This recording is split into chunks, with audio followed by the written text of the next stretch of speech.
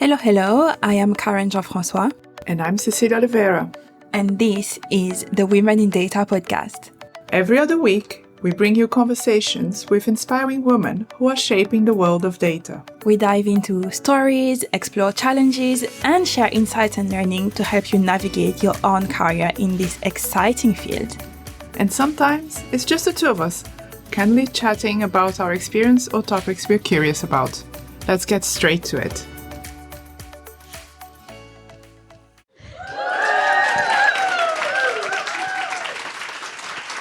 Oh, calm down. Welcome, everybody. Hello, and welcome to this very special edition of the Women in Data podcast. And it is special for several reasons. So firstly, you'll notice I am not Karen. I am Lizzie Harris, Director of Customer at B&Q with 20 Cohort 2020. And today I am interviewing Karen Jean Francois. So Karen is a data professional whose passion and insights have inspired so many in the data community, and she is a fellow with 20 from Cohort 2020. Recently, she's made some exciting career moves, and today we're diving into her journey, her decisions, and the lessons she's picked up along the way. Karen, welcome to the podcast. Thank you, Lizzie. It feels very weird to be welcomed on my own podcast, but yeah, there is a first time for everything. Yeah, welcome. And it's also special because we're in front of a live audience for the very first time. That was not even practice. So we can't re-record this or fix our mistakes. We're just going to have to roll with it. Yeah, scary. Yeah. And also, it's also special because it's Christmas. Absolutely. Merry Christmas. Merry Christmas. This is our last episode for the year. So our Christmas episode, and really looking forward to it. I can see Winter Wonderland over your shoulder. Yeah. It looks amazing. I didn't realize it would be up. Actually, no, we're in December. Of course it's up. And we've got a room full of, our audience includes WIDs from across the Kingfisher group and our allies as well. So welcome everyone from Kingfisher, B&Q, Screwfix and friends. Thank you for being here. Now, Karen, I'd like to talk to you about your career and your growth. Now, the last time we talked was over 2 years ago. Can you believe it? I actually can believe it. It went really fast, but also very slow at the same time. I have to say, this is also our top performing episode on the podcast. So, Lizzie. So far. In episodes 71 and 72 of this podcast, we were in a very different place. So we're going to pick up from where we left off. So you've recently made some moves in your career, some bold ones. Let's start where we left. So we left you redundant, talking about getting a new job. So talk us through what happened. That was absolutely that. So I remember, this was, when was it? 2022? Yeah. So a while ago, and we were just talking about going through redundancy about at the same time. So my organization was going through a round of redundancies, saying it was purely economical. So they were looking for volunteers, and having been there for about 6 years, I thought, you know what, maybe that's an opportunity to go and do something new, learn something different. But I hadn't realized that volunteering for redundancy was going to be such an emotional turmoil, I have to say. It was quite hard. And that's what we were talking about on that episode. And then fast forward, I got a job at Monzo. So that was a very interesting one. So I had the week I said, okay, I'm going to put myself for redundancy, was also the week I was running a Women in Data Science talk at Monzo. And there was the recruiting team that was there conveniently. So we were talking about the power of networking, So all I had to do was walk to them and say, hey, I don't have a job anymore. Can you help me? And that's how the conversation started with Monzo. Yeah. I think when we last spoke, you were a month in, and so you were holding back judgment. Yeah, I was still trying to see what was happening, still during my probation period as well. I remember when I joined, so even during the interviews, during everything, I was still wondering, is this the right step for me? Because when you're leaving an organization that was, I know I've heard you talk, I think it was you and James talking about maybe not being like necessarily a family as an organization or something like that. To me, working at Cardiff, which is where I was, it felt like home, being an expat, being in a country where my family is away.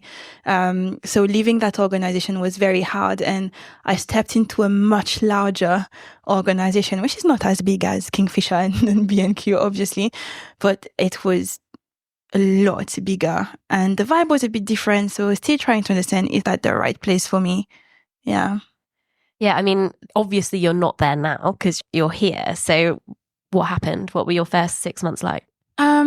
So a lot happened. So when I joined Monzo, really the first thing I wanted to do was learn a lot. So we're talking about an organization that's scaling. So I've worked at small organizations before, not necessarily startups. It was just the size of the organization.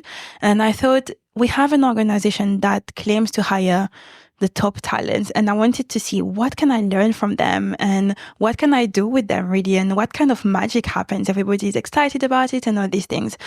And learning wise, it was a really steep learning curve to start with. Loads of new tools. I moved from marketing to operations. So from trying to drive revenue to trying to reduce cost, and all these type of things were quite different. So loads of learning happening. The team was great, but it's just for me, the culture was not working. So the lived values on the day-to-day were not necessarily the ones that I could see on the website. And that just created a lot of, again, I'm going to talk a lot about emotions. I guess for me, it just felt like it was not the right place. And the challenges were great. I supported 2 team members to transition from a planning role to a data analyst role. I supported people going through promotions. But then on the other end, I felt like what was requested from me was not what I wanted from my career. And the culture was not the culture I was looking for either.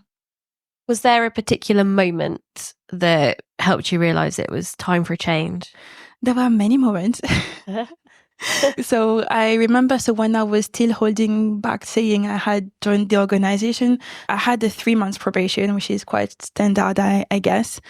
And during these 3 months, I kept wondering, did I make the right choice? So, when you join an organization, for some reason, we think we're going to be there forever, knowing fully well we're not going to be there forever nowadays. But I kept questioning, is that the right thing to do during the probation? And then I thought, okay, I'm going to stay. Maybe it's me who's not being strong enough. So loads of limiting beliefs and things like that. Maybe I should up my game a bit to try to fit a bit more in the organization. And then I think it was maybe 9 months in, I said, okay, I'm going to look for a job now. And then very quickly realized I couldn't look for a job while working in the organization because just my mental health was not well at all. And then there is one day where I woke up crying thinking, I don't want to go to work. And that was the day where I quit. That's a brave decision. And thank you for sharing that. So how did you approach making such a big decision? So there were different things. So first of all, there is the financial situation. Then you also have to think about the learning opportunities. So learning is a big thing for me. I only love a job when I'm learning. If I sit doing the same thing, I'm going to be very bored and leave probably. So there is that. And there is also the last one is around the career trajectory, what it is that I want to do in my career and how are things aligned. So financially, I'm a planner. So the first thing I did, and a data person, so collecting data. How much can I afford if I were to leave my job today and not having a job lined up, which was the very scary step for me because I come from a family where we don't necessarily have a lot of money. And I don't think any of my parents has ever left a job. So it was really scary to just say, I'm going to leave my job without having anything. But doing the plans, thankfully, I've got a partner that was very supportive. Also, he was getting all the side effects of me being stressed anyway. So he was very happy that I left. And then learning wise, I was thinking, yes, but I'm learning a lot in the organization. I need to make sure that wherever I go, I'm still growing. So I did make sure that if I was staying without work for a while, how can I learn? How can I continue growing? And how is that going to be contributing to my career tomorrow? So you were evaluating the risks against the opportunities as well. Yeah, absolutely. But also one thing I did not mention is having just come from redundancy, obviously in 2022, we know that loads of organizations were laying off a lot of people. Hello. And a lot of data professionals. So as you said, it was quite bold to leave without having a backup plan. So I reached out to my network, spoke with a lot of people and asking, how is the market today? Do you think it's going to be okay for me to find a job if I don't have anything? And I think sometimes you get very polarized opinions as well. So some people are saying, oh, it's better to stay in a job. If you want to look for another job, it's going to be harder to get hired. But also being able to, I guess, sort out through the noise and understand what the market situation was quite key. Yeah, and thinking about your financial obligations as well is really, you've got to balance it, haven't you? Oh yeah. I mean, as I said, well, everyone knows I'm from outside of the country, so my family lives in the Caribbean. Financial obligations means that if I don't have a job and I can't pay my rent, I'm just in the street. I can't go back to my parents. Yeah. Yeah, you need to be able to do that. I think there's so much that you've weighed up, but also you invested so much in your network before that it gave you that opportunity to reach out to loads of people. So I think even if you're happy in a job now, there's definitely a learning there, which is set your network up ready. Absolutely. I think something that people tend to think about when it comes to network is they see it as an opportunity to find a job. Network, as we said earlier, is about connections. It's about connecting with people. Really, I've made so many friendships through the network. But if you think about the network as my next job, then it's not necessarily going to work. So you really need to think about it as have a goal, first of all. So is it a learning network? And then you build it over time. And then at some point you're going to need it and then they're going to need you. And it's a two-way road, really. Yeah, I need to remind myself sometimes that when I'm meeting people, I might work for them one day. So don't show your whole self just yet. So what happened next? What did the next chapter look like? Next chapter was very surprising. So I tend to put a theme to my years. And the last 2 years, the theme has been about exploration and just trying new things and being open to opportunities. So something that we think when we say we work in data is we tend to be very attached to what it is that we do about working in data. And what happened through network, through saying, okay, I'm on the market now, I'm looking for a role. Does anyone have anything that could potentially suit my skills? I just had someone, so Sarah Schlobom, who's been on the podcast before, who reached out and said, hey, I have this business analyst role, and I think you would be really great at it. And I went, what on earth is a business analyst? Having worked mainly in small organizations, I didn't know anything about it. And it was quite interesting. So I joined the Citation Group, and this is HR business. So they outsource HR services, so health and safety, employment law, and all these type of things. And they were setting up their generative AI team. That's because they had identified their industry as being at risk because of generative AI. And they thought, let us be the first ones to take the step and do something about it. So that was fun. I went to help set up an AI team, not knowing anything about AI or about business analysis. And was that a permanent job? That was a contract. So I think having gone through I'm not sure about what I'm doing and thinking about what my next step should be, and having just left an organization, I was a bit conscious about taking something very different that would be permanent, let's say. So I had a 6-month contract with them, yeah. For those who couldn't see the air quotes, there was air quotes around permanent. I have a big question for you, actually. Have you ever questioned working in data? I think I question working in data every single day. Working in data was never, initially was not a conscious choice for me. So I feel like I'm making this conscious choice every day that I question working in data. So I kind of fell into data through my master's that I did in statistics.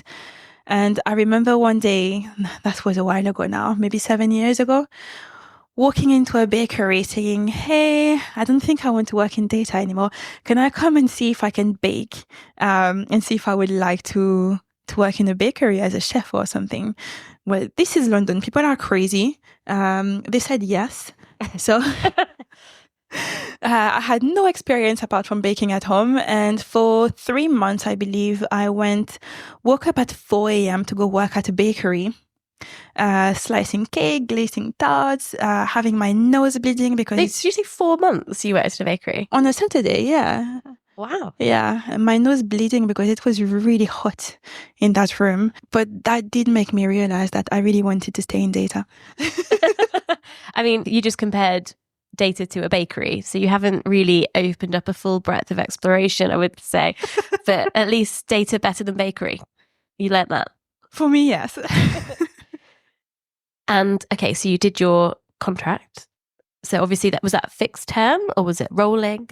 So it was up for renewal, and it was very much of so this, again, scary decision. 4 months in, wondering what it is that I'm doing once the 6 months are up, because yes, we're talking about renewal, but not really saying it's sure. The organization was, there was a lot happening, and the role was quite different than what I thought. So I thought it was going to be a bit more strategic. It was going to be a lot around investigating processes. I love digging into things and finding stuff. But we had to deliver quite a lot of generative AI things. And I did not see myself as someone who wanted to be delivering in that role. If I have to deliver, I want to deliver in a data team more than in an AI team. So looking at, so the 3 things I mentioned, financials, learnings, and career trajectory, the career trajectory was just not aligned. Yeah. So then what happened? Then what happened is, went back to the network, looking for a job. It's very difficult to find a job nowadays, I find. So I remember, when we started 12 years ago now, it was very easy. You would go to a recruiter, say, hey, I'm looking for a job.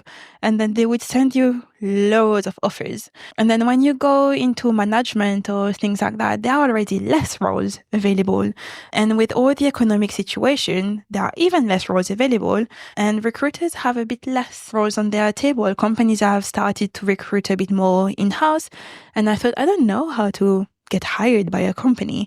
So I just went and asked around again, thinking also about what is this role that I want to do, because being very conscious of the fact that in a year I had changed jobs twice already. How is that impacting my career? Is that hurting my CV? What are people going to think? So I didn't want the next step to be a temporary step. I wanted it to be somewhere where I knew I would be happy, that I knew I would be learning, doing the things I want to be doing. And that's how we got in touch. And who did you get in touch with? With you. Well, actually, that's not quite what happened. Yeah, I got in touch with Roisin from Data Tech and said, I'm looking for a role. So many people, actually. So I spoke with a lot of people to try to see if they had open roles. But the first one that came back was Roisin, who said, Karen, I have a job. I think it's got your name on it. It sounds like exactly what you want to be doing. Well, actually, you applied for a different job. You applied for an analytics manager job. I did. And James and I, so James is our head of analytics and data science. He is recording this podcast for us today, putting that A-level drama to good use, but he's not in the room so that he can do that, so we can talk about him. He and I have got to know you quite well and challenged you quite a bit on what do you want to do. So when you applied for the analytics manager job, we just said, Karen, we don't think that's what you want to do. What do you want to do? That is very true, actually. So, when we were talking about when you work in data, you think there is one thing that you have to do. Analytics manager is what I had done for several years. And I thought, okay, let me do that. But I also had loads of things that were getting me excited. And I think maybe one of the things that triggered this conversation of what exactly it is was me saying I didn't necessarily want to spend a lot of time doing hands-on analytics. Yeah, that wouldn't have worked. We're a boutique team. Well, I didn't know that at the time. So it wasn't an analytics manager job. It was something more around data product. Yes, because a lot of the things I like doing. So when we talked about digging into processes and all these type of things and relationship with stakeholders, I do believe that while I started in analytics, my strength really lies within understanding the problems and how we get from one place to another, and working with stakeholders to understand how we can solve their problems. And that was very much aligned with the product manager role, which was quite great. And I think we're really glad to have you. I have another question for you about generally working in data, because it's something you've considered, thought about, doubted. Are there any common misconceptions about working in data that you'd like to clear up? I think there are so many out there. So the first one being that when we think about a data professional, we tend to think about a data analyst or a data scientist. But working in data is so much more than that. You've got a lot of people who don't need coding experience or data visualization, and that's still part of working in data. So to me, everyone who you consumes, creates, or transforms data is a data professional. And these are some of the barriers that I think we definitely need to break out. And that's also going to be helping more women come into the industry because they get scared about, oh, but I can't code, or I don't have a STEM background. And removing these type of barriers would definitely help. Yeah, definitely. How is being Q for you? I mean, it's been great so far. I love the team. You don't have to. It is true. I'm not, you know me, I say what comes in my mind first. So what did you say earlier? You will think about it for maybe 6-9 months, check you enjoy it. How long have we got? Well, left? I'm on month number 5 now. Okay, that's pretty good. And I have to say there is not one moment where I questioned if it was the right choice or not. So I have to say pretty good. Thank you. I think that deserves a round of applause for staying in role for 5 months. Okay, I want to switch gears now. I'm going to ask you a few quick fire questions. Okay. And then we'll come to the floor. So think about your questions. What is your favorite app or tool right now? 100% WhatsApp because I can message my family at all time. Favorite drink? I will go for a red wine, Valpolicella. I kind of meant tea or coffee, but red wine, good. Early bird or night owl? And neither really. I just live with the sun. If the Just sun the is middle, up, the middle of the day only. Yeah. If the sun is up, I'm up. If it's not, I'm not. So in the winter, you've got like 3 hours. Yeah, exactly. Okay. What is the best advice you've ever received? Oh, the best advice was when I was going through my bakery phase. Don't do bakery, was that it? That was not it. Someone told me, Karen, you focus too much on your weaknesses. You should focus on your strength. And I think that's what made me a lot more confident about working in data, I have to say. If you could live anywhere in the world, where would it be? Italy. Didn't even finish the question. Yeah. Italy. Yeah. Lovely. Whereabouts? Trentino, which is in the north, by the mountains and the lakes. What is the last book that you read that really resonated with you? I have to say The Instrumentalist. You might like it, actually. Yeah. So, yeah, it's a story based in Venice. So it's an orphanage back in the Vivaldi days. And you've got all the orphans who learn to play music. And the main character is a violinist. Do you know what? That is right up my Strasser. Thank you. I can also use that to plug the Pico Players. It's an orchestra if you're based in London and want to go and watch an orchestra. So thanks for that tee up. What is your superpower? I want to say my superpower is my energy. I used to have a manager. She's no longer with us, unfortunately. Oh my goodness. Sorry. Yeah. And on my leaving card, that was a long time ago, she said, Karen, when you comes in a room, it's just like the sun is shining. And I feel like this is something I've taken with me quite a bit. Yeah. Is that because you only enter rooms when the sun is shining? Because you don't work? Maybe, Lizzie. But what do you think my superpower is? I'm curious. I was thinking about this. And I think actually you prioritize your learning, your self-reflection and your development over anything else. And I think a lot of us do prioritize that and say, oh, we haven't had time to fill in our PDP, but you're so forthcoming with it. Yeah, I haven't done my PDP yet, but I am learning. I take it back. What is a quirky habit that you have that people might find surprising? Oh, okay. People do not judge me. I have happy dances. Happy dances. Yeah. Can you show us? Well, it depends. I'll hold the mic. Go. Okay. Okay. If I had known that, I would not have said it. All right. So the first happy Nice dance and big. So there is a victory dance. So victory dance is this one. I think you would have seen me do like that in front of my screen. Yeah. And I also have a bit of a chicken dance when so this one. Yeah. Yeah. Not judging people. This is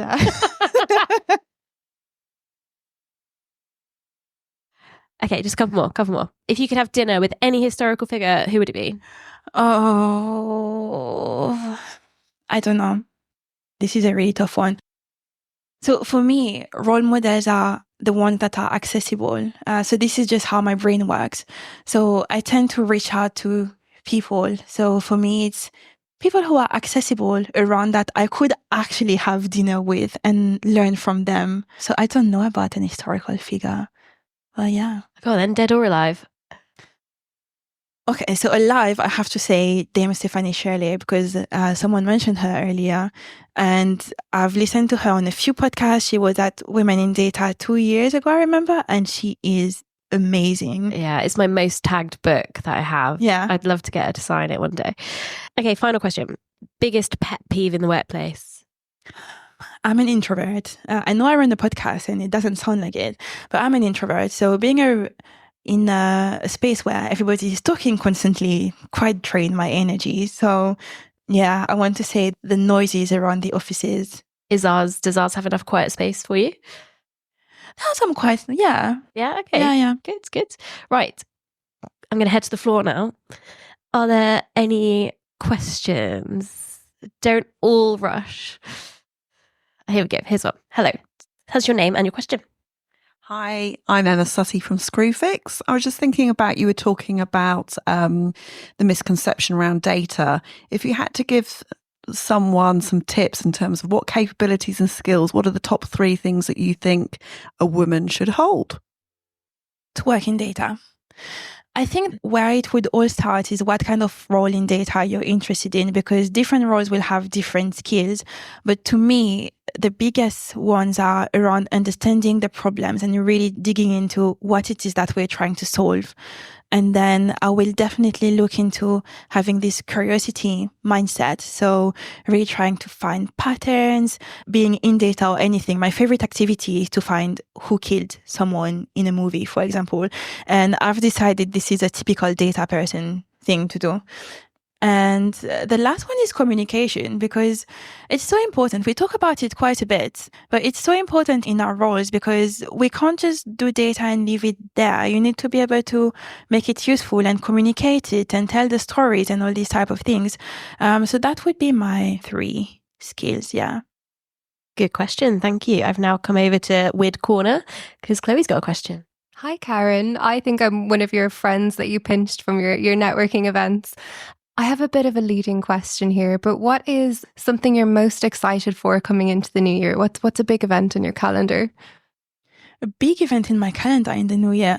Well, obviously, there is the Women in Data flagship. Very excited about that. Yeah. How many people do we have next When year? is it? What date is it? 27th of March. There you go. Block your calendar. 3,500 attendees. Okay, this is scary. Maybe I'm not coming. Right, I've got someone biting at the bit to ask a question here. Vic? Hi, Karen. You said you've been at B&Q for 5 months, and I wondered what you've decided will be next on your list to do there. There's so much on the list right now. So what I find very excited about B&Q, so when Lizzie was saying we have a boutique team earlier, is all the things that there is to do. So we're developing a product at the moment. So I'm excited about releasing that very soon and looking into the next iterations, but also working with various people to see what it is that they need and how I can support, but also helping with setting data culture, which is part of my job spec and probably one of the things I'm the most excited about. So looking into how we share knowledge around data, but also how we make data something that we think about straight away when we do work. Yeah, we are dripping in opportunity, aren't we, at the moment? Yeah. Right, name and question. Charlie, hello. I have a question, which is, do you have any tips for networking for those people who are more introvert and perhaps a bit scared about going out and meeting and mingling with new people? Absolutely. So when we're talking about people who are introverted, I did say I am introverted to the point when me and my partner moved in, I was hiding myself in the second bedroom because I couldn't handle too much interactions. So the way I started networking is one step at a time. So you have different types of networking. You obviously have events like that where there are several people. You have the ones that the Women in Data flagship where you have 3,500 people, and networking can be quite daunting. So I will give the example of my first Women in Data event, which was a lot smaller. There were about 100 people 10 years ago. And I was terrified. So what I said was, I'm going to go in, commit to speak to 3 different people and ask one question. So I spoke to 3 people as soon as possible and asked one question in the Q&A. And then what happened is from that questions, more people came and then relationship got created. And that's how I've done it. And now, even now, going to events and connecting with people is really hard. So what I do is I go there very early, find the other lonely person that's in a corner and just stick with them for a bit. And then you will find that it's so much easier to approach one person in a corner than trying to get into a conversation of 5 people that's already happening. So yeah, these are my tips. I'm a bit different as well. I like to go with somebody and then I will abandon that person. But I'll only feel comfortable if I'm with somebody anyway, and then I can bounce off and back to them. But for me, it's the opposite. If I go with someone, there is no way I'm going to talk to anyone I don't know. Different approaches. Yeah. Any more questions? Yes, perfect. As few, I'll come back. Hi, Karen. Really enjoyed your podcast today. So just wanted to ask around a couple of women in data I've been to, and they talk a lot about having a mentor to kind of lead on your career. So what is your suggestion if you have ever tried, and how to kind of look for a mentor, whether it should be a senior person in a specific area, or how do you approach? What's the suggestion? Absolutely. And I am going to regret saying this in a moment. All right. So I have great tips for mentoring. What happens is when people look for a mentor, they go and they say, hey, I'm looking for a mentor. Can you be my mentor? And the automatic answer to that is no, I don't have time. Well, everyone is busy in London. My work is already quite taking. So 5 steps, maybe a bit more than 5 steps, we will see to find a mentor. You have to first identify what it is that you want to be mentored for. So identify this area where you need support. Then you identify a few people who are doing this really well. So I'm going to take coding Python as an example, just because it's the first one that comes to mind. Hi, I'm Karen. I want to learn how to code Python. You are a Python expert and you've used that in your work so many times. I would love to learn from you. These are the problems I have. I've tried this and this and this and it didn't work. Could you help me out? That's a quick question. The person's done it before. They're going to say, yeah, sure, that's going to take me 10 minutes to reply. So they're going to reply to your question. Then you take this, you try it, and then you go back. Hey, I've tried your advice on Python. This is what happened. It was super interesting. And based on that, I actually tried that. What do you think? Do you have any recommendation on that? And then again, 10 minutes of their time. And then you keep doing that. And then before you know it, they become your mentor because, 10 minutes here. And then they go, oh, you know what? Let's just jump on a call. And then we're going to do that. I've shared this advice before and now everybody is doing it to me, which is why I said, please, I'm going to regret it. But yeah. Yeah, nice. Rub up the ego is always a good way of doing it. Another question. Hi, I'm Sue, Digital and Data Director at Screwfix. My question for you is, what advice would you give someone who wants to be a great ally to women in data? It's an easy and hard question to reply, right? So I think the first thing with everything that comes to diversity is if you don't have anyone around you that is in the group of people you want to be an ally to, then it's not going to work because you're not really going to understand what it is, what the challenges are that they're facing. So I think firstly, understand what are the challenges. Surround yourself with, if we're talking about an ally for women in data, with women who work in data, chat with them and then you will find ways to support in that way. But there are also loads of great organizations like Women in Data. There is also Girls in Data. There is also Black in Data where you can get involved and help with that. So I know on the podcast, for example, I have some great allies working with us. So we've got Alex, who has been running my editing team for 3 years now.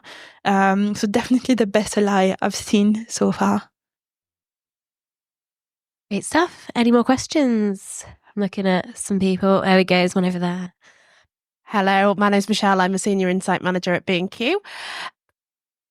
My question comes from actually my job title. So I work in Insight and actually this is one of the first women. I've always looked at women in data and thought, oh, I might not fit there. And so my question talked a bit about some of the barriers, people, I don't come from a STEM background either. What would your advice be to someone like me that's been sat sort of looking at it and going, oh, maybe I'm not a data professional. I process data every day. How would you help me, if you were speaking to me one-to-one, unlock that confidence to come along and say, hey? I think I would just tell you to come along and say, hey. It's that simple. I'm really hoping people have listened this far into the podcast to hear the answer to that question, although we might by default miss them out. I've got an ally question over here. Hey, Karen, Will. So what was the motivating factor behind why you got into doing the podcast? That was me questioning working in data, as we've been talking about. So when I was having all my moment of, is that the right space for me? I mean, yeah, so I come from a very tiny island in the Caribbean, 300,000 people. You can imagine that data is not a big thing there. I did not grow up with a computer. So my first computer, I was 17. So just going to university, technology is not something I grew up with. So working in data, I had a massive imposter syndrome. I'm still questioning it every single day and now making a conscious choice for it. But when I was wondering if it was the right career for me, I spent a lot of time speaking with women who work in data, because one of the problems I had was I was working in an all-male team. I was the only female. I was the only Black person. So it was really hard for me. There was no one I could look up to and think, oh, I can see myself doing your job, because we were just so different. So I reached out to a few women from the Women in Data community, and they spent a lot of time speaking with me over breakfast, over Zoom, or I don't think there was Zoom at that time. Maybe there was, but just chatting about things in general and learning from them. And I thought, you know what? I'm having all these incredible conversations with so many women who are willing to share their experience and help me learn things. Why don't I record them? And then again, this is London. People are crazy. I reached out to Women in Data and I said, hey, I've got this idea. Can we do a podcast together? And because they're crazy, they said yes. I had no previous podcasting experience. I had no clue how to speak properly. And I speak Franglish as well. And 5 years later, we are 128 episodes, at least recorded. This is probably 29 recorded now, but yeah. Congratulations. Thank you. I love how they said yes, but said, off you go then. Yeah, they were like, that sure, is very true. You do it. Let's do a podcast. You do it. You don't know how, but okay. Okay, before we wrap up, is there a question that you wish someone would ask you? A question I wish someone would ask me? Well, I think the mentoring question, definitely that was asked 100%, because this is one that's so powerful. Yeah, I agree on the mentoring point, because the worst thing is when you like sit down with somebody who's giving up some really valuable time and it's just awkward silence. Yeah. It's awkward both ways. Like, just, you've got to go in with a purpose because your time's valuable too. Okay. What is one key message or piece of advice you'd like to leave our listeners with today? Oh, I want to say, so back to what it means to work in data. Am I a data professional? Or I think if you're asking yourself that question, it means you are. And there are so many things we can do in data. Don't just get stuck in what the industry dictates what working in data means. Just make it your own. I think we've got loads of space to shape things in our day-to-day and do things a bit differently. So, yeah. Brilliant. Well, thank you so much, Karen, for joining us today. And thank you to our audience. Thanks for having me. It's been an absolute pleasure hearing about your journey and insights. And to our listeners, for those that celebrate, wish you a very Merry Christmas. Merry Christmas, everyone. That's it for today's episode of Women in Data. Don't forget to subscribe, leave us a review, and share this episode with your network. Thanks for tuning in. And Karen, we'll see you next time. See you next time. Thank you for listening to the Women in Data podcast. We will be back in a couple of weeks. Until then, we would be very grateful if you could leave us a rating or a review, as it helps us not only to make the podcast more visible, but also to enhance the content. And if you don't want to miss the next episode, follow us on Apple Podcasts or Spotify. We're also on LinkedIn. Don't forget to register to the Women in Data community. It's free. All you need to do is head to womenindata.co.uk. Have a great day!